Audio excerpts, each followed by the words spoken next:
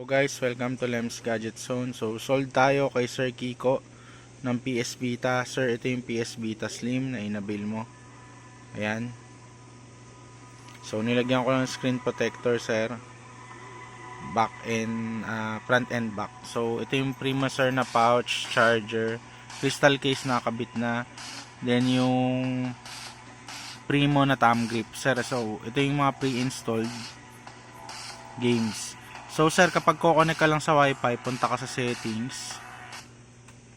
Tapos pupunta ka lang, sir, ng network, wifi settings. Tapos hahanapin mo lang yung wifi dyan.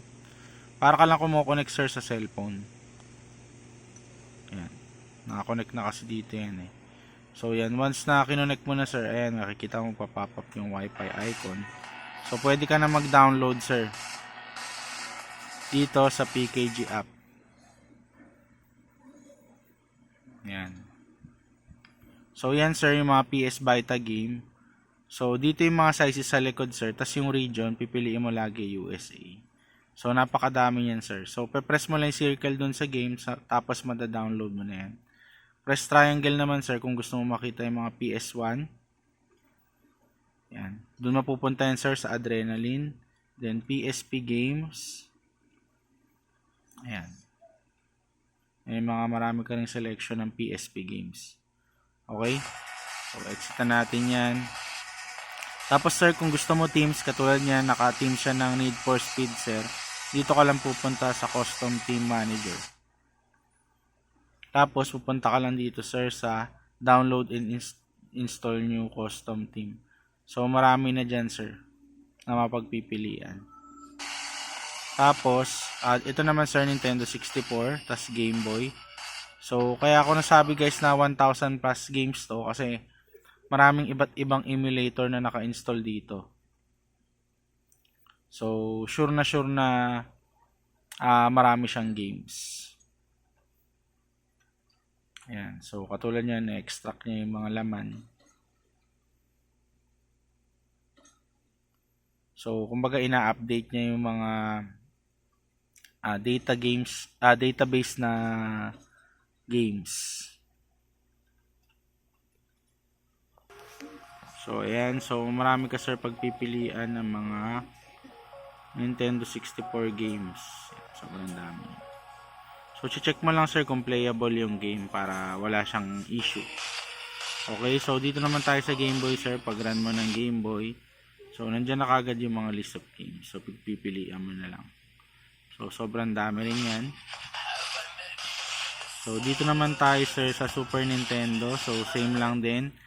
Press mo lang, sir, yung R, right trigger. Yan. So, pag press mo ng right trigger, sir, ayun na yung mga games. Okay? So, ang dami rin yan.